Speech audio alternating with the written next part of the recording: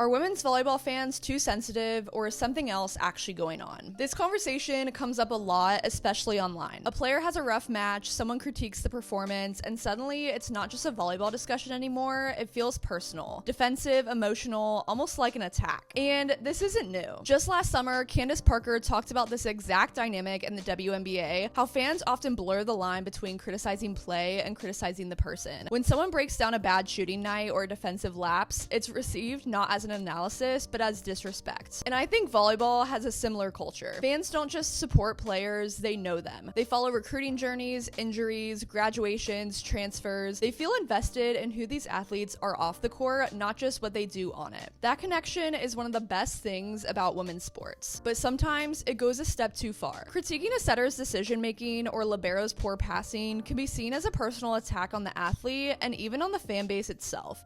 It becomes less about the play and more about loyalty. But the flip side is important though. Women's sports fans often see athletes as human beings first, not commodities, and that empathy has protected players in ways men's sports rarely do. It's created healthier conversations about mental health, pressure, and burnout. But at the end of the day, the landscape is changing. With the rise of sports betting in women's sports, analysis is only going to be sharper, more public, and more transactional. Performance will be discussed whether fans like it or not. So the question isn't whether women's volleyball fans are too sensitive, it's whether the culture can evolve without losing the humanity that made it special in the first place.